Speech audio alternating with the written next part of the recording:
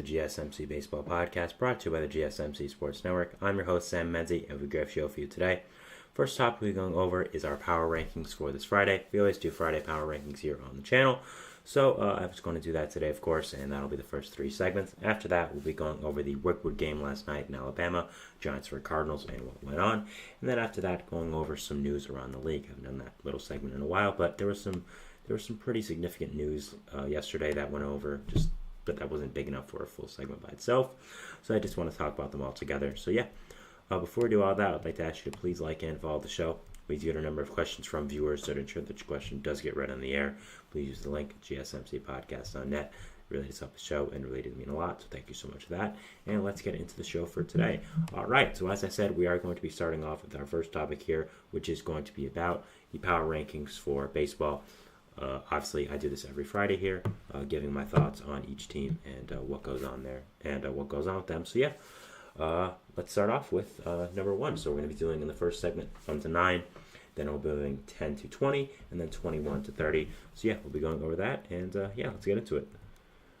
So first off, at number 1, we have a new team here, which is the Baltimore Orioles. So before this, I had the Yankees at number 1 for I think maybe 2 or 3 weeks in a row, but I did end up changing it up to the Orioles this week. It's always been very close with the Yankees and Orioles. Both these teams are very, very close within each other, and it's always been a decision of which team you're going to put in. But I decided today that it would be the Orioles instead of the Yankees. Now, the reason I did decide that was because the Orioles did just beat the Yankees in a series in the Bronx. The Orioles won the series 2-1, and I thought that was the rationale to have it as, you know, the Orioles just beat the Yankees in their own ballpark. As much as it's very close, the Orioles get it for this week, and they are, for right now, the best team in the MLB. Again, really, it's been them and the Yankees, top 2 for a significant amount of time now, and I'm going to be sticking with that as I do have the Yankees at number 2. But like I said, these two teams go hand in hand, both in the same division, both just absolutely elite and incredible. And again, 1 and 2, if you put the Orioles 1 and the Yankees 2, Yankees 1, Orioles 2, I wouldn't be mad. I'm just putting Orioles 1 this week because they did just beat the Yankees in a series, so I thought it made the most sense. But again, both these teams are absolutely incredible, and either one at number 1 would be perfectly fine with me. Number 3, I have here the first NL team on our list, the Philadelphia Phillies. I have had the Phillies as the number 1 team in the National League for a significant amount of time now, and that does not change this week. The Phillies are a really, really great team. They're fantastic. They have an amazing lineup. The pitching staff is absolutely incredible, loaded with depth. I talked about yesterday the pitcher power ranks from MLB. They had 2 pitchers on there, including the number 1 pitcher of the MLB this year so far, Ranger Suarez. So their pitching staff is absolutely incredible. The lineup is great, and yeah, just a very, very talented team. And there's a lot going right for them right now, and they are my number 1 team in the NL currently, and number 3 team in the MLB so far. So yeah, there we go. Number 4 here, I have the Cleveland Guardians. Now, again, as I've talked about a lot, the Guardians have been the biggest surprise of the entire year, and they just haven't slowed down still. I mean, they're still an amazing team, still high up here, and still here at number 4. I mean, they're absolutely incredible. I talked yesterday in my first segment about Stephen Kwan and the team altogether, so if you want to go over that, please check it out. It's in the GSMC Baseball playlist, so just go click over there and you'll see Stephen Kwan from yesterday. But yeah, this team is absolutely incredible. There are some holes within it, like the pitching staff, which obviously had a big injury come down at the start of the year with Shane Bieber, but the lineup has been so great this year. Of course, you have Kwan, but you also have guys like Josh Naylor, who's done incredible, Jose Ramirez, who's a stud, obviously, some other young players who have really performed well as well. And even though Shane Bieber is out for the start and out for the rotation, you still do have some talented players there, like a Tristan McKenzie. Gavin Williams also got hurt, which is unfortunate. I'm not sure what his timeline is. And you have Logan Allen, who's done well. So you still have some Xavier Curry, who's there. So you still have some good players in this rotation. It's just it is a little less of depth than you would expect from a team in this position. But the line has been absolutely great, and they're also in a very tough division, which you'll see with another team in this list in the top 10, which they're from their division. So yeah, I mean, this team has done an amazing job this year. Been the surprise of the entire first half, and yeah, here at number 4 as the 3rd best American League team and the 4th best team in the MLB right now. Number 5, we have the second NL team, which is of course the Dodgers. The Dodgers, of course, used to be a little higher on this list, but they did have some unfortunate injuries with Mookie Betts and Yoshinobu Yamamoto going down for a significant time.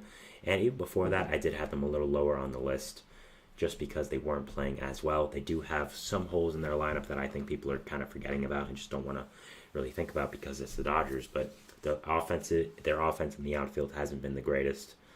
And, again, the Yamamoto and Betts injuries are only going to hurt them. Walker Buehler just went on the injured list, which should be a big thing. But Clayton Kershaw is potentially coming back soon. You just had Bobby Miller come back, so that's good at least. So they're getting reinforcements. But Mookie and Yamamoto going down is really tough for you guys right now, and you're lacking a lot of depth, and I don't think Dodgers fans really want to think about it, but it's true. You're lacking a lot of depth right now, and I'd definitely be worried. There are some things that I don't really like. I wouldn't really like from a Dodgers fan, and they're just hoping they get smoothed out by the trade deadline. But right now, without Betts, Yamamoto, it'll be very interesting to watch how they play. And because of those injuries, I did have to move them down to 5. I debated putting them even lower, but I think my common sense won out, saying, it's still the Dodgers.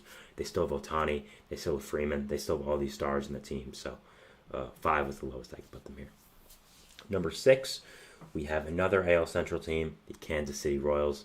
I've talked about my love for this Royals team numerous times on the show, and I will continue to do it. I think this Royals team is so, so great.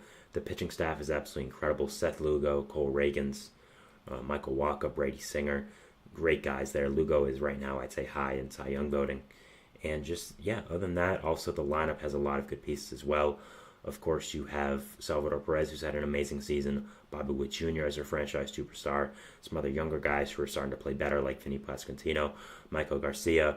You also have someone I'm forgetting, who is escaping my mind right now. But also them. So, MJ Melendez, that's what I was thinking of. Sorry. But, there's a lot of nice pieces on this Royals team, even without the pitching rotation. But, man, is that rotation great. And overall, this team is just really, really fantastic. They do have some problems in the bullpen, which need to be fixed, but I'm confident that they'll be fixed by the trade deadline. So, if I'm a Royals fan, that's really what I'm hoping. But overall, still, the team is pretty fantastic. And, a lot to like for a Royals fan. And they should even get better by the trade deadline. It'll be interesting to see if they do go all in. But, this team is really fantastic. Finally breaking out. I mean, they were horrible for so long. It's nice that I guess the labors of being horrible are finally paying off because you got Bobby Witt Jr. You were in the position to draft him. But this team is fantastic, and I'm very interested to see what happens with them for the rest of the year. So definitely we'll be watching them for the rest of this year, like I said. Number 7, we have the next NL team here, the Milwaukee Brewers. Now the Brewers also have some things you don't like about the team, like the pitching rotation, but they have just continued winning. I mean, hey, you have Snoop Dogg coming to your games right now as a Brewers fan, so that seems pretty nice. I mean, it shows you how well they're doing. If you have not watched Snoop Dogg's commentary yet for the Brewers, it was really incredible. So it was really great. So I suggest you go watch it. Just look up Snoop Dogg Brewers. I'm sure to find it. But going after that, I mean, this team has a lot of talented young hitters on the team. Jackson Chourio. You have William Contreras, of course. Veterans like Christian Yelich, Rhys Hoskins, who really hold the lineup together. After that, the bullpen is really great, even without Devin Williams. Abner Uribe is doing a nice job there. Trevor McGill is also doing a good job. So a lot of talented players on this Brewers team have done a really great job, still being competitive even after who they lost this offseason with Brandon Woodruff and Corbin Burns. So props to them, props to how well they've done, and overall have just done a really fantastic job as a team this year. And have just been really, really great. I was not very high on them going into the year, but they have proven me wrong, proven a lot of people wrong, and have done a really, really great job. So good for them. Next here at number 8, we have the next NL team, a team that has fallen in recent weeks because of injuries and just underperformance, the Atlanta Braves. Now, I think I had the Braves 9 last week, so this is a little bit higher, but some of the bats have started to get it going, mainly Austin Riley, who's done very well, hit a big game-winning home run a few days ago. That was really nice for him. But, still this team, they're reeling from the injuries of Acuna and Strider, so that really is going to affect them the rest of the year. But Marcell Ozuna is really holding the offense down right now. You, of course, have so many talented players like a Matt Olson, like an Austin Riley, like an Orlando Arcia, and Ozzie Albies. Adam Duvall's solid. But overall, it's just, again, the Acuna and Strider injuries are really going to bug them for the rest of the year. So we'll have to see how they deal with that. But Kelenic and Duvall isn't a horrible tandem, I guess, but we'll have to see. But yeah, still a lot of talented players on this team. They will definitely have to add before the trade deadline, though, if they want to be more competitive, and that's what I'll be watching as a Braves fan. If you're a Braves fan and as a baseball fan, I'll be watching. And finally, at number 9 here, we have the AL West leading Seattle Mariners. I love this Mariners team. There's so many great young pitchers that are just truly incredible that really make up this team. Also, for the lineup, you also have guys like Mitch Garver, like Jorge Polanco, who have not found it yet but are still very talented. J.P. Crawford, Julio Rodriguez are there as well. Cal Raleigh's great. So overall, this Mariners team is really, really fantastic, and they deserve this number 9 spot. Both the Astros and the Rangers have been very underwhelming this year, and the Mariners took that and ran with it, and are now leading the AL West for a good 2 weeks. So they've been a great team, have a lot going for them right now. This pitching staff is really, really great, and will be very exciting to watch them for the rest of the year. All right, so that was our first segment here, talking about the 1 to 9 segment of our power rankings. Moving into our second segment, which is going to be talking about the 10 to 20 part of our power rankings here. We'll be going over that, and we'll see you after the break. So thanks, and bye. I feel like I'm losing my mind. Is everybody in the world blind? Please, Lord, give me a sign, a sign. I feel like I'm losing my mind. Is everybody in the world blind? Please, Lord, give me a sign, a sign. I wanna be the greatest. Everybody on the fake shit. I look around and feel like everybody is the fakest. I make this every day and I'm impatient, hoping one day I blow up from the basement. Statement, the top is so vacant. I don't hear shit that I think is amazing. Waiting for my day when I'm playing sold out shows for 1,000 faces. Hey, give me that crown, get in my way and to be put down. It ain't your place, all this my town. If I want that shit, then I'll get it right now. I'm losing it, the noose it fits. I'm losing shit, a stupid myth. You choose to live or choose to dip. You choose to fight or lose your grip and lose a gift. I feel like I'm losing my mind. Is everybody in the world blind? Please, Lord, give me a sign, a sign. I feel like I'm losing my mind. Is everybody in the world blind?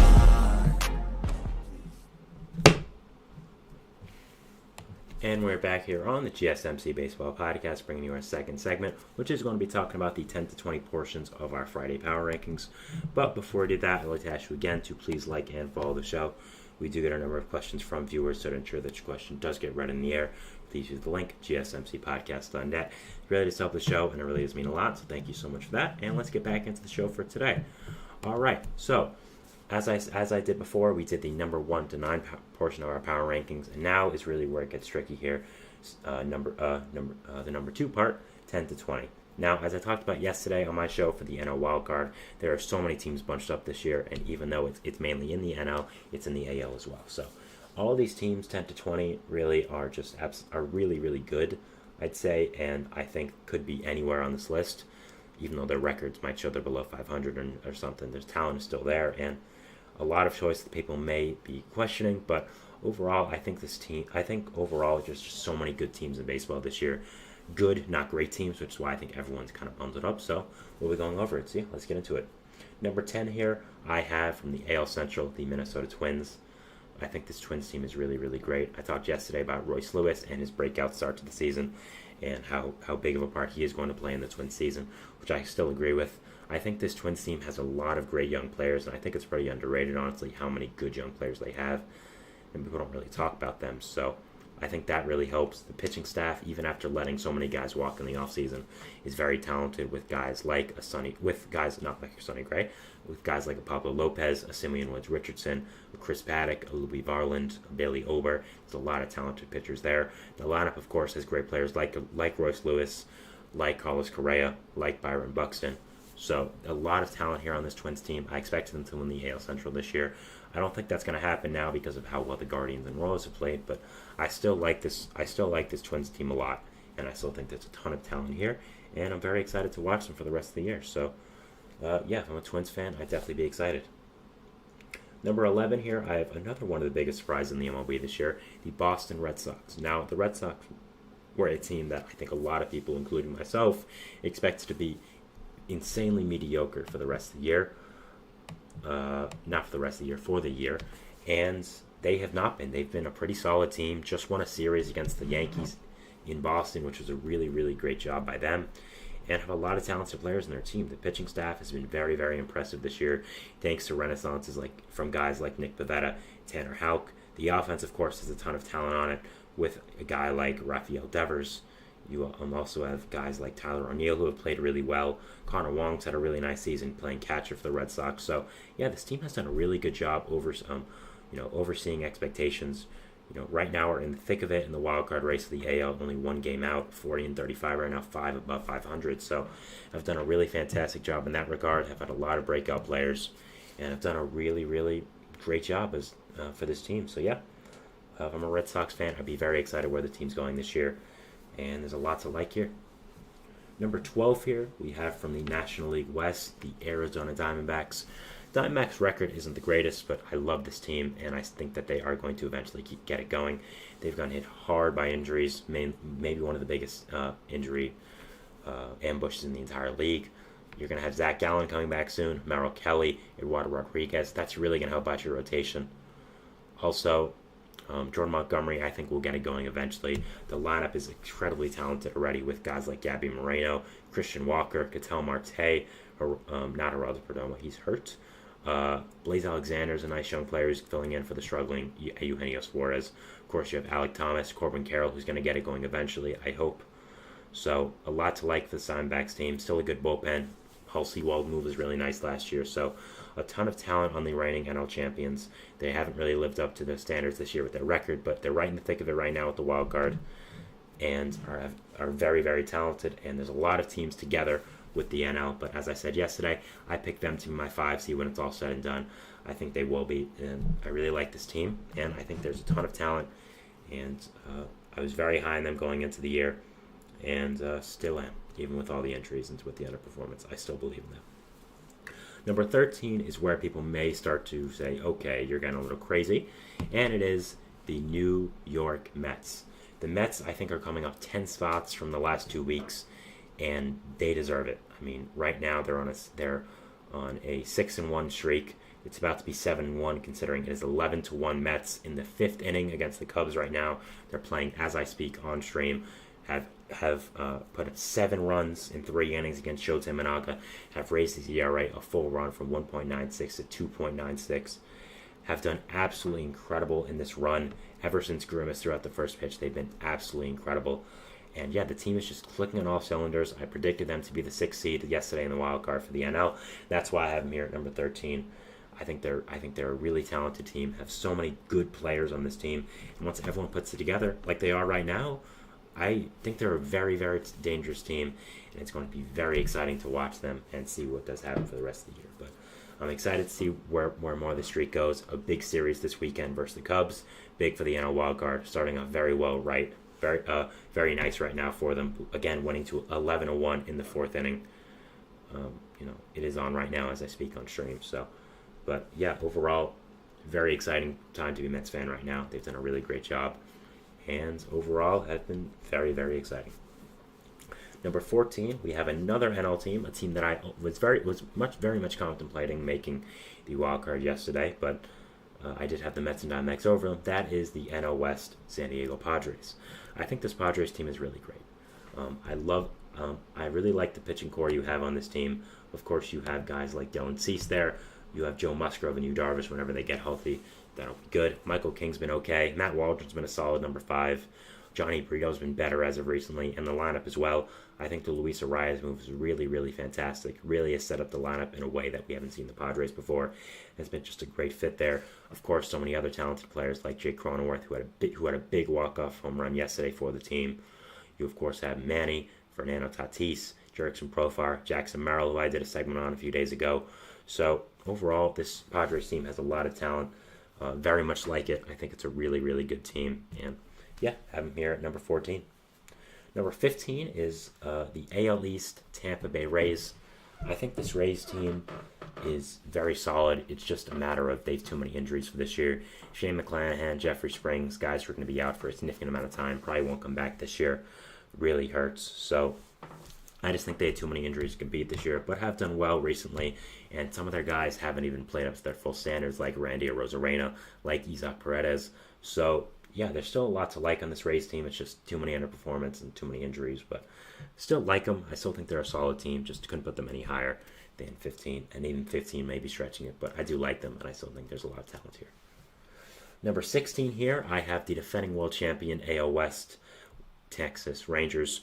The Rangers just did lose 2 out of 3 to the Mets, which is why I couldn't have them a little higher, but still very talented. Max Scherzer's coming back tomorrow versus the Royals. That should be interesting. Big boost to that rotation. Lineup is very solid. Wyatt Langford is getting it going. Hit his first out of the park MLB home run against the Mets on this week. I don't know what day it was. It might have been Tuesday or Wednesday. And yeah, there's still a lot of talent on this Rangers team. I mean, they just did win the World Series, but there's just been underperformance, injuries with guys like DeGrom and Scherzer, of course, other guys as well, like Cody Bradford. But they've had some guys holding it down, like Michael Lorenzen, like John Gray, who hasn't had a great start recently, but still a solid pitcher. So a lot of talent on this Rangers team, and I did end up having them here at number 16. Number 17 is their AL West rival and in-state rival, Houston Astros. The Astros have done a lot better as of recently. Are only 5 games under 500 now, which is a pretty big difference from they were just a few weeks ago. The pitching hasn't been as horrible, still not been great, and it didn't get help when Justin Verlander was placed in the IL, but still talented. The offense is still great. I mean, still a lot of really, really great players there. The bullpen has to get it going, but I still trust in Ryan Pressly and Josh Hader to really help out this bullpen in general. So still think there's a lot of talented players on this Astros team, have done better as of recently, and I think they keep on climbing up, and if they're in the top 10 sooner, I wouldn't be surprised. I think that, again, this Astros team is always going to be talented, always a fantastic team, and I do have them here at number 17. Number 18 here, we have from the NL Central, Pittsburgh Pirates. Yes, I have the Pirates here as the second best team in the NL Central. It's very close. There's 2 NL Central teams right below them, but I like this Pirates team a lot. I do. I might be too high on them, but I really like them. Paul Skeens, Mitch Keller, Jared Jones, elite top 3. All have done incredible this year. Keller's done much better as of recently. The lineup needs help, but there still are some good pieces there. And yeah, I really like this Pirates team. I think it's so talented. The pitching staff is really what holds it all together. And I think they're just going to keep getting better and better as season goes on. And if they add a big bat at this deadline, I think they could be good. And I really like this Pirates team. I really like where they're going. I just like the vibes there. I think this Pirates team is very talented, and I think I'm overrating them a little bit, but it's my list. I don't care. I like them a lot, and I have them here at number 18. At number 19 here, we have the Chicago Cubs. Now, the Cubs have been interesting. I had them very high in the power rankings for a few weeks in a row, but have had to put them down as they've kind of come back down to earth. And Minaga, who really was holding them out, has come back down to earth, as we're seeing today. I mean, he just gave up 7 earned runs to the Mets. So, yeah, they're still a talented team. Still a very good pitching rotation with guys like Ben Brown, Tyone, Assad, of course, Minaga. So, still a lot of talented players there, but have not been as great recently. The offense needs a boost.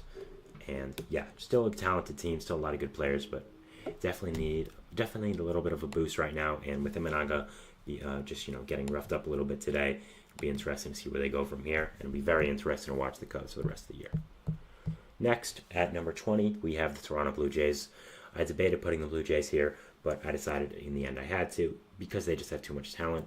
Yes, they have not played up to their standards, but I think Aroldis Martinez could be a nice boost to this Blue Jays lineup, and I'm very excited to watch him with this team. And I think overall, just again, they can't be this bad for the rest of the season. I think guys like Bichette, like George Springer, like Kevin Gausman, are going to start doing better sooner rather than later. And right now I can put them any higher than 20, but they did just miss out on the 21 to 30 range, so good for them. But still a lot of talent, just have to put it all together. That's what we've seen from the Blue Jays in the past few years, and it's still the case. So that was our second segment here, talking about the 10 to 20 portion of the power rankings. We're going to our segment 3 now, which is talking about the 21 to 30 portion of our power rankings, segment 3. So yeah, we'll be talking about that, and we'll see you after the break. So thanks, and bye. Looking for your daily fix of sports talk without having to pay for it? GSMC Sports Network is available on YouTube. Just search GSMC Sports Network. Get your fix of daily sports talk shows on YouTube, absolutely free. NFL, college football, NBA, MLB, MMA, UFC, fantasy football, and so much more. GSMC Sports Network has shows running all day long, with new sports shows starting every 2 hours. Just like on your favorite cable sports channel, except GSMC Sports Network is absolutely free. Just search GSMC Sports Network on YouTube to catch one of your new favorite shows, like the GSMC College Football Podcast, Chip Shot Football Podcast, Hoops and Heels Women's Sports Podcast, GSMC Basketball Podcast, and so many more. Check it out for yourself. GSMC Sports Network, now available on YouTube absolutely free. Search GSMC Sports Network on YouTube right now.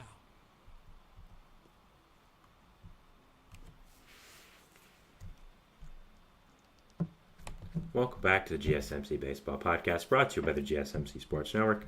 I'm your host, Sam Menzie, and we are going into our third segment here, which is going to be talking about we're going to be talking about our third segment of the power rankings here for Friday, which is going to be numbers 21 to 30. So, yeah, let's get into it. We just, of course, did numbers 10. We just did numbers 10 to 20, the last segment, and then the first segment we, of course, did 1 to 9. So we're in the last portion of it, 21 to 30. Even though this is the lower half, there are still some good teams here. I would like to say the teams 21, 22, 23, 24, and 25, I still think are good teams. It's just there's a lot of good, not great teams in the MLB this year. And I think after 25 is where it starts to get bad teams. But I still think 21 to 25 are still good, solid teams. So, yeah. First off, at number 21, we have from the NL Central, the St. Louis Cardinals. The Cardinals are a very, very interesting team, who I did end up talking about rather recently in my Mason Wynn segment. So if you want to hear more about that, go ahead. But it's on the channel, GSMC Baseball Podcast, the playlist, if you look on the channel. But, yeah, the Cardinals are a very interesting team to think about this year. They have a lot of talented players on offense, but no one's really been able to put it together. And the pitching staff, where they don't really have the best of players. I mean, they have Kyle Gibson and Lance Lynn throwing consistent innings. They've been pretty good. So I don't really know what to think about them. Still a very good team, still very solid. But, I think the offense has to put it together more if they do want to be competitive. And, hopefully that's what ends up happening. I don't think Lance Lynn and Kyle Gibson are going to continue to have these type of performances. But, hey, look, if you can even get one or two more of your guys playing up to their standard with how Mason Wynn is playing, with how Wilson Contreras is playing, it'd be very, very good. I mean, you need Goldschmidt to perform well. You even need Arenado to perform better, and he's not even doing that bad. So just, hoping that happens. I think the pitching staff eventually is going to regress. But the bullpen is really fantastic. I mean, Jojo Romero, Andrew Kitteridge, Ryan Helsley, Ryan Thompson, a lot of talented arms there. So that's at least positive. Still a lot of talented players on this Cardinals team, but just need to do more. We'll be talking about them in the fourth segment as well, so stick around for that. But going to number 22 team here, we have the Detroit Tigers. The Tigers are a very perplexing team. I did not expect them to be 6 games below 500, and I still think there's a ton of talented players on this team. I mean, right now they have the AL Cy Young favorite on their team in Tarek Skubal. They have some other great pitchers as well, like Jack Flaherty, who's going to be a big addition for some team at the trade deadline. So, they've just been very disappointing. I thought this would finally be the year that they would break out.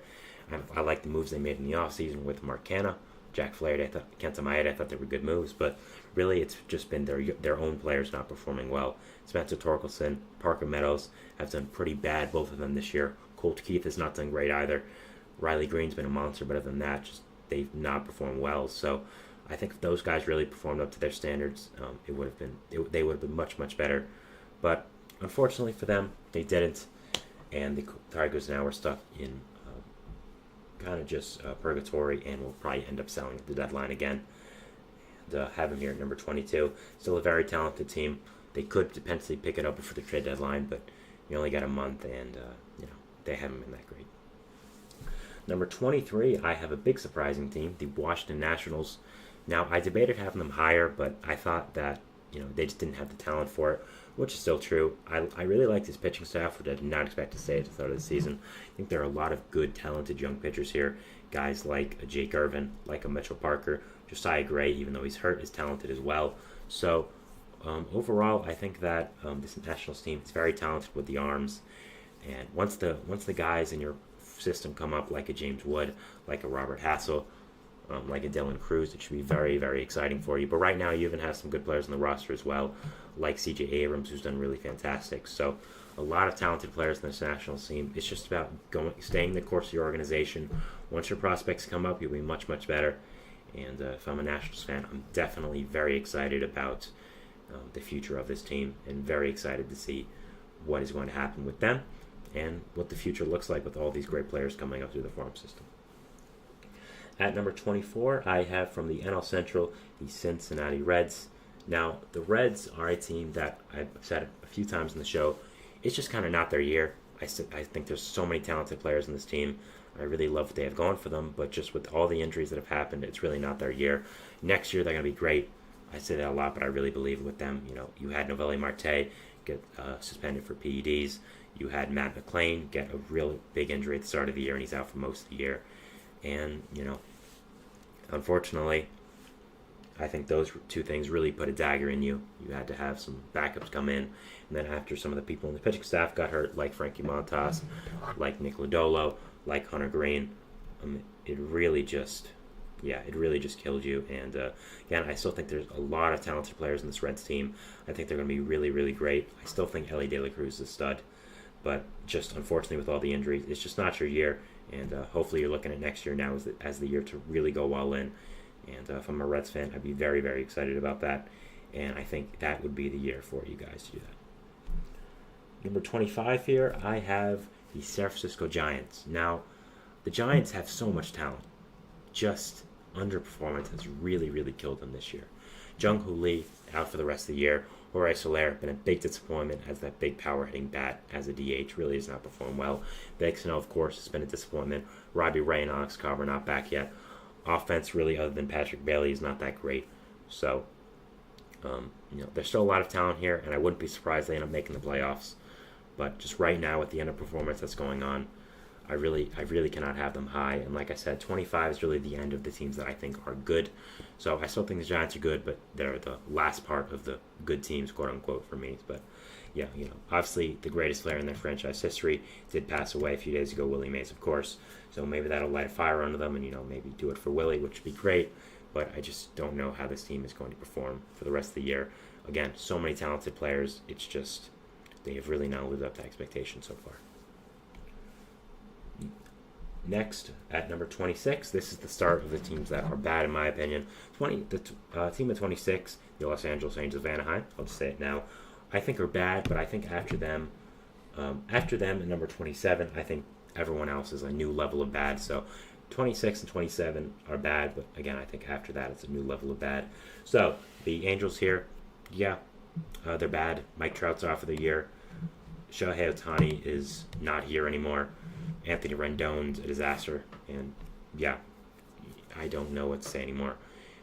They're just bad. Angels are really bad. Not much to like about them. I thought that the young hitting core they had would end up showing some things this year, but they really haven't. And just not a lot to like right now if you're an Angels fan, unfortunately. Number 27, I have the AL West compadre of the Angels, the Oakland Athletics. The Athletics have some talented players like Brent Rooker, Mason Miller, but other than that, there's really no good players on this team. They're horrible. The organization is a disaster right now. They won't be the Oakland A's for much longer. They'll be the Sacramento A's and the Las Vegas A's, it seems like. So, not great right now if you're an A's fan. Mason Miller's great. Brent Rooker's really good, but Brent Rooker will be gone by the deadline, and Mason Miller might, but even so, you only see him pitch 1 or 2 innings a game every 2 days. So, since he's great, he has a level to being great. So, they're bad. They're really bad. The A's, we think we know this. They're not as bad as we all thought because of Mason Miller, but they're still here at number 27 here. Number 28, we have the Colorado Rockies. They have Ryan McMahon. He's good. Yay. Woo. It's kind of it for the Rockies. They're really bad, man. They're bad. They had some nice players come up. Ezekiel Tovar, Adel Amador should create exciting middle infield for the future. Jordan Beck, I like a lot. I think Zach Veen should be a good player whenever he comes up. But so there's at least some future there. But right now they're really bad. But at least they have some building blocks. Much better than what you say of the organization in the past. 29, we have the Miami Marlins. they're going to get worse and worse. They trade off more players during the deadline. Jesus Luzardo is going to go soon. Josh Bell is going to go soon. Jake Berger could go soon. Jazz Chisholm could go. Tanner Scott's a definite to go. So, yeah, overall, this Marlins team is bad. They are going to trade all the players that aren't bad, and they're going to be bad for a long time. Number 29. Number 30, I have the Chicago White Sox, who, of course, by every single metric, are the worst team in baseball, are awful. Any good player they have on their team is most likely not going to be a White Sox by August 1st. So, yeah, say goodbye to Garrett Crochet. Say bye potentially to Luis Robert. Say bye to Michael Kopech, Tommy Pham, all these good players. But, yeah, they're horrible. One of the worst teams I've ever watched in my lifetime. They're just so bad. Not much is going right for them right now. So that was the end of our power rankings here for Friday. This segment, if you're watching, was only 21 to 30, but overall I did end up doing the whole league. So just go over it. We had number 1, Baltimore Orioles; number 2, New York Yankees; number 3, Philadelphia Phillies; number 4, Cleveland Guardians; number 5, Los Angeles Dodgers; number 6, Kansas City Royals; number 7, Milwaukee Brewers; number 8, Atlanta Braves; number 9, Seattle Mariners; number 10, Minnesota Twins; number 11, Boston Red Sox; number 12, Arizona Diamondbacks; number 13, New York Mets; number 14, San Diego Padres; number 15, Texas Rangers; number 17, Houston Astros; number 18, Pittsburgh Pirates; number 19, Chicago Cubs; number 20, Toronto Blue Jays; number 21, St. Louis Cardinals; number 22, Detroit Tigers; number 23, Washington Nationals; number 4, Cincinnati Reds; number 25, San Francisco Giants; number 26, Los Angeles Angels; number 27, Oakland Athletics; number 28, Colorado Rockies; number 29, Miami Marlins; and number 30, Chicago White Sox. So yeah, those were my power rankings for today. We're moving into our 4th segment, which is going to be talking about the Rickwood game that happened yesterday in Rickwood, Alabama. Very important game, very powerful game, and it was very exciting to watch as a fan. So yeah, we'll be talking about that, and we'll see you after the break. So thanks, Sam. Bye.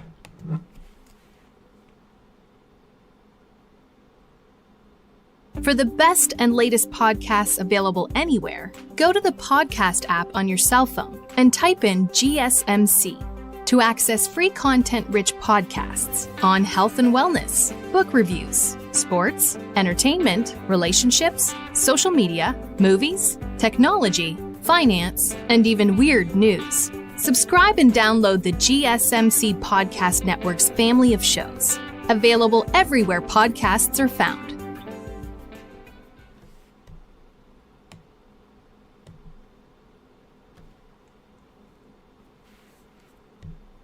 And we're back here on the GSMC Baseball Podcast, bringing you our 4th segment, which is going to talk about the Rickwood game in Alabama yesterday, the Cardinals versus the Giants, and let's get into it.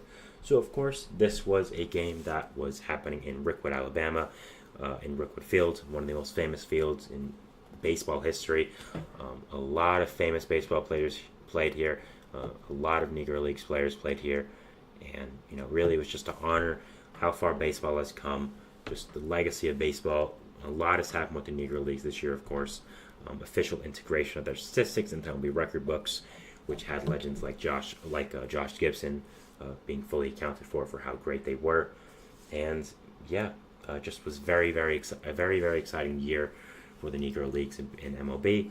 And just with how much exposure they've given them, I think it's just been a great thing for baseball, showing newer fans of the game, the history of it, and just how important it has played in just the history of baseball. I have been to the Negro Leagues Hall of Fame museum, I should say, more in Kansas City. It was great, and taught me a lot that I didn't know. So I've been interested in this league for a long time, and just so many great baseball players played here, and it was a very exciting time when they announced this Rickwood game. I thought these two teams they picked were really great, the Giants and the Cardinals. And yeah, so let's go over the game, and then we'll talk about the game, and then the importance of it as well. So the scoring would open up in the bottom of the 1st by the St. Louis Cardinals with a Nolan Gorman sacrifice fly, scoring Mason Wynn. Then Brandon Donovan in the bottom of the first, for the Cardinals, would add on, hitting a 2-run home run, his 7th of the year, to make it 3-0 Cardinals. So really nice job by them to start off the game like that, and really nice job to get the scoring going like that for the team. Top of the third, though, Heliot Ramos would end up tying the game for the Giants, hitting his 10th home run of the year, making it 3-3. Ramos has been one of the biggest bright spots for this Giants team. Has been really, really great. I should have mentioned him in my portion about the Giants. My power rankings has been one of the biggest surprises all year. Was a top prospect a few times, but never really put it all together when he did come out to the major leagues, but has done a really, really fantastic job this year and has been a really great addition for this Giants team, hitting a big home run here in the top of the third for the Giants and tying up the game for them. Really nice job by them to not lay down and give up after that home run by St. Louis, and ended up tying the game here 3-3. After that, we would have in the bottom of the third a Nolan Gorman sacrifice fly to Ramos to make it 4-3 St. Louis, and then a wild pitch by Randy Rodriguez would end up giving St. Louis more insurance runs, making it 5-3 then. So that was a good job there, scoring more runs. Bottom of the fifth, Brendan Donovan again would come in clutching an RBI single to make it 6-3 St. Louis, and give them a 3-run cushion here. Let me do that to the camera. There we go. After that, the Giants would not just slow down.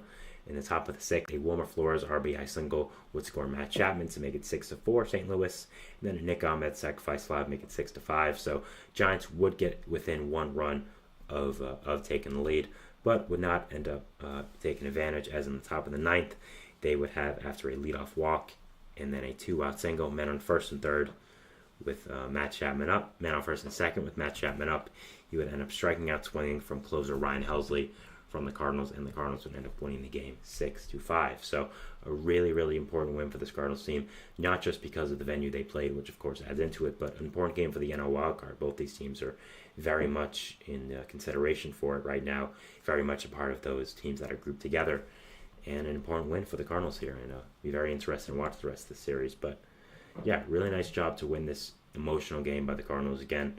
Playing at this field is a once-in-a-lifetime opportunity, and these players that were able to do it, I think, should be forever grateful, and just a great job by them. The Giants had on the mound Keaton Winn, who went 2 2/3 innings pitched, giving up 2 hits, 5 earned runs, a walk, 2 strikeouts. Now has a 7.15 ERA in the season. Winn is someone I really expect to be a big part of this Giants team this year. I thought he had a ton of talent, and had one of the best pitches in baseball with his changeup, but unfortunately has really not lived up to it so far, and has been a big disappointment for this Giants team, and is definitely someone who has not been as good as I expected to be. After that, the Cardinals had on the mound Andre Pallant, who went 5 1/3 innings pitched, giving up 7 hits, 5 earned runs, 3 walks, and 5 strikeouts. He wasn't actually the starter. I believe he was more of a bulk guy, but still was very solid, and ended up pitching very well. So overall, this game was very exciting, not just because of the venue they played at, but just these two good teams played very, very nice baseball, and it was really great. So I think this game again means a lot more than the score. It means a lot for baseball. Again, I think MLB and Rob Manfred have done a fantastic job putting more importance on the Negro Leagues and the history of baseball, and I think this event was just another one that gave more importance of the history of baseball to fans, and just a fantastic job of the venue by Manfred. I think it was really, really great. I think the game is very important to, again, keep the history of our game alive, and keep the importance of these places alive, and not to forget what the time was like for these players. Reggie Jackson had an amazing interview on what he faced when he played in Alabama on Fox Sports last night. It's going very viral on the internet right now, so I'm sure if you just look up Reggie Jackson somewhere, you'll see it. It was very powerful and very important, and I think it's one of the big reasons why we have to remember these times happen in baseball in America as well, and I love playing games at these venues. I think it's very important. Players who play should not take it for granted, and it was very, very exciting. I think when I think about games like this, I think about where could other games be played, for these types. And one place I think of is Hinchcliffe Stadium in Paterson, New Jersey. I'm from New York City, and I do go to New Jersey a good amount, and I've known about this stadium for a long time. I've passed it by a lot whenever I drive through Patterson, whenever I'm in that area. And yeah, I've always seen the stadium, and it's always been, very cool for me to see just such an important stadium where a lot of players from the Negro Leagues have played, a lot of very important baseball players have played. And I know MLB has been trying to get a game played there for a little while now. I know a lot of former MLB players like Harold Reynolds, I know is at the front line of that, are trying to get a game played there. And I think that would be a fantastic thing to have happen. I think that would be a great venue for baseball. And I think, this game being played here at Rickwood, I think makes you think about where some other games could be played that are of importance to baseball history. And I do think in Patterson it would be a great place to play. And yeah, I think that would be very exciting. So I urge MLB to end up finalizing it. I think having the Mets and Yankees play each other there would be a great decision. And yeah, I would be very interested to watch this game. Would be very excited to go as well. So looking at the Giants here just for the rest of the year, again, really just depends on their offense. They have so many talented players here. Patrick Bailey, Lamont Wade, Jorge Soler, Mike Conforto, Heliot Ramos, Wilmer Flores, Mark Luciano, who is in AAA, but could be called up. So the Giants have a lot of talented players, even with the rotation as well. Kyle Harrison. You, of course, have Alex Cobb and Robbie Wright coming back soon, I think. Blake Snell, who should be better once he comes off the injured list. So a ton of talented players for this Giants team. It's just, again, about putting it together and not underperforming. And that's really what I'm hoping the Giants can do. Because, again, Heliot Ramos has really been the only big bright spot for this offense right now. And we're still a very solid team, but just needs to get better. Same with the Cardinals. Have a ton of talented players in both offense and for the pitching core. And just need to put it all together. Need to have players stop underperforming and just do better. So, yeah, if I'm a Cardinals fan, Giants fan, I think both these teams have a ton of talent, are kind of in the same position right now. I mean, I had them in similar places in the power rankings. So, yeah, there's a lot to like for both these fan bases, and I think they can be a lot better as the season goes on. I don't know if they will be, but I think they can be, and I think that's important to see. And hopefully it happens soon. So, yeah, that was our fourth segment here, talking about the Rickwood game in Alabama, the importance of it, and just my overall thoughts on it. And, just how great it was to see a game being played there. We'll be moving into our fifth and final segment, which is going to be talking about some news around the league. This is a segment I haven't done in a long time, but I thought it was fitting for today. There were a good amount of important news stories that went on in the league yesterday, but none that I thought were of importance enough to make a full segment, so I did want to bunch them all together and just make it news around the league. I haven't done it in a little while. So yeah, we'll be going over these things, and we'll be seeing you after the break. So thanks, and bye.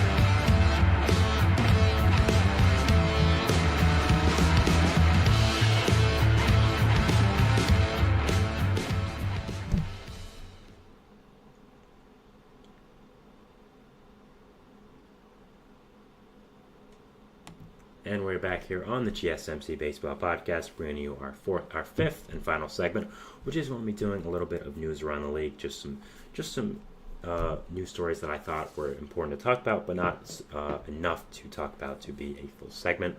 So yeah, we'll be combining these and talking about them. So yeah, let's get into it. So the first one is a little bit of a surprising move today by the New York Yankees. They ended up DFAing Victor Gonzalez, their left-hander reliever, for assignments. And, bit of a surprise here. He has a 3.86 ERA. So, I think teams may be thinking on the surface, well, why would they do that? I mean, it doesn't make a lot of sense. And I agree with you, it doesn't. But at the same time, His numbers after that, his numbers below that aren't as great. He does have some peripherals that are not great, and I think the Yankees are expecting a big time regression, and I guess just don't want to be around for that. They did call up Phil Bickford to be a bullpen arm for them now, so that should be an interesting pickup. A lot of former Mets in that bullpen now with him and Michael Tonkin, just something I noticed. But an interesting decision here by the Yankees. Was acquired, of course, in a preseason trade with the Dodgers. Interesting decision here by the Yankees and a little bit of a bullpen shakeup. So yeah. Next, we have a little bit of an update on Mike Trout here. Of course, he had knee surgery and is going to be out for a significant amount of time. And it seems like his recovery timeline is growing. As it put here in the article, Angels outfielder Mike Trout's recovery seems to be growing. Earlier this week, Sam Blum of The Athletic, one of the best Angels reporters, if you're on Twitter and you want to see Angels news, he's the guy. The superstar says he still hasn't started running and doesn't have a target for return date. Of course, he had a surgery at the end of April, so not great right now if he hasn't started running, doesn't have a return date. It does seem like that he is going to be out for a significant amount of time for the rest of the year and probably won't be back. I mean, maybe earliest late August. I don't know really how his rehab is going to work, but really not great. And right now, honestly, if you're Trout, why push it? I mean, the Angels are not good, and they aren't going to be good even if you're there. You might make them a little bit better, but not significantly. So if you're Trout, you might as well just enjoy your paycheck and stay out. I mean, I'm not saying that to be funny. I'm being genuine. I don't see a reason why to come back. Why rush the rest of your career right now with this Angels team, how they're playing? I don't really see a reason why you should, force yourself to get back if you're not fully ready. So I'm fine with this decision, but it is unfortunate just how much Trout has fallen off with all these injuries. And just very, very sad. But, hopefully he'll come back soon, and maybe we'll finally see him on a winning team. Maybe we'll finally request a trade in the offseason.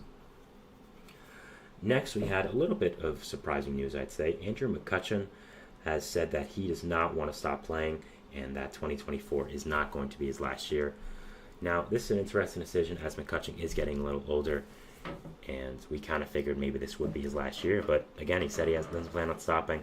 He's having a fine season right now with the Pirates as a DH. I think if the Pirates want to compete next year, he can't be the starter, but is a good platoon outfielder against lefties, can fill in when someone needs a break, definitely, and is a good solid player to have on the bench. I mean, is one of the greatest Pirates in franchise history, no doubt. I don't see him playing for any other team but the Pirates again for his career. So will be a good player to lead the new generation. And again, the Pirates have a lot of good players on this team, a lot of good young players. I do think next year they are going to be genuinely good. So I think McCutchen does want to be a part of that, and I think he knows that. And again, would be a very valuable piece to have on the bench and just have in the clubhouse as a leader. One of the most liked guys, I think, ever for baseball. Nobody ever has a bad word to say about Andrew McCutchen. A Pirates legend, a baseball legend, just such a cool guy, genuinely. And I think the Pirates would love to have him around the team. I'm sure he's going to be some kind of coach after he retires with the Pirates. So, yeah, it would be very, very interesting. But, yeah, good for him. We're not stopping. Still has some juice left in the tank, I think, and will be a good bench left platoon bat, definitely. The Rockies are reinstating Kyle Freeland off the injured list after being out for a little bit amount of time, being out since April 19th, actually, because of an elbow sprain. He did avoid surgery, though, because of that, because of differentiates with doctors. So, is coming back now. Should be an interesting addition to this Rockies team. Again, maybe if he does better in this, he's whatever starts he's going to get 5 or 6. Maybe they'll end up trading him, but he was really bad to start the year. And, just if you're a Rockies fan, you're really hoping he can do better. Just has been such a big disappointment for the Rockies over these past few years, and be interesting to see now what does happen when he comes back. And, an interesting move here for the Rockies to have him back. Tommy Pham has been mentioned in trade rumors for the Kansas City Royals. John Heyman of the New York Post did indeed say that the Royals are one of the teams showing interest in Tommy Pham for trade rumors. This is not really surprising, as I think the Royals definitely need a bat to add to that lineup and definitely need an outfielder. I think that's something they need to add to this deadline, and I think Pham would make a lot of sense for this team. Wouldn't be going far from Chicago to Kansas City. Might be a little bit of a AL Central tax for the Royals. They might have to pay more in trade talks than another team because they are in the division. But I think Pham would make a lot of sense. This Royals team would add an edge to this team that they desperately need. I think it's just a very good, solid bat, and would add a lot to this lineup right now. Bobby Witt Jr. and Salvador Perez are doing great, but Vinny Pasquantino, MJ Melendez, Mike Garcia, as much as I mention them a lot, they're not doing the greatest. I mean, they're still doing good, but they aren't doing amazing. I think Pham would just add another big bat to this lineup. They need an outfielder. I think more a center fielder than anything, but I still think just adding a corner bat outfielder type is a very solid move, and I think Pham wouldn't cost that much. Is a good veteran to add to this clubhouse and just would bring a chip on the shoulder to this Royals team that I think they definitely need. So we'd be very interested in watching this addition. I think it makes a lot of sense for both sides, and I think it would be a very good move for both sides. Robert Gasser is officially out for the rest of the year from the Brewers. We of course knew that he was going to have UCL surgery, but it is official now, and he is going to be out for the rest of the year. Very, very unfortunate news to the Brewers. I mean, we all knew it was going to happen, but at the same time, Gasser was doing really, really well in his short time span being up at the big club for the Brewers. I think he could be a special pitcher for them, and I'm really, really hoping that this surgery does not impact his future. I think that, obviously it's going to impact his future, but I'm saying more as real long-term, like it doesn't make him as worse of a pitcher because, I really think he's going to be a special pitcher for the Brewers team. I still think there's a lot to like about him, and it just is unfortunate that he is going to be out for the rest of the year. So, we aren't sure yet if it's a full Tommy John or a full like UCL surgery. UCL surgery where it's kind of like a Jonathan Loaiza one, where he's just out for this year and not the next year, same Spencer Strider got as well. So we're not exactly sure if it's just UCL surgery or Tommy John, but overall, still not great. Obviously, you're hoping him not to be Tommy John, but still, he's out for the year. Very big blow to this Brewers team, and definitely hoping he can do better. And, really hoping that Gasser comes back next year with the fire under him, and I think he's going to be a special pitcher for this Brewers team. Jason Dominguez is going to be out 8 weeks in the minor leagues, which is a big blow to the Yankees. I could have done a full segment on it, but I have talked about the Yankees like 5 million times this week, so I didn't want to talk about it. But I kind of feel like it would be a minor injury in the minor leagues for him. But the Yankees announced that he'll be out 8 weeks with a strain. So big loss there, but they won't have any pressing outfield decisions now, forcing them to make a decision. Once Dominguez does come back, though, I'm sure that will happen. But would be a big loss, but they have so much outfield depth that it's really all right for right now. And definitely will be interested to see where Dominguez plays when he does come back, and what does happen with him. So, we'll be very, very interested to see how Dominguez does end up playing, and I'm very excited to watch the rest of his career unfold. So, that is it for our show today, guys. I want to thank you so much for watching. Remember to like, subscribe, hit the notification bell to not only get notified when I upload, when all the other great content creators on this channel do. Remember to follow us on Facebook, Twitter, TikTok, Instagram for more content and updates. Thank you, guys. It's a beautiful day outside. Enjoy it. Have a great, great weekend. And, we'll see what baseball throws at us over the weekend. So thank you, guys, and bye.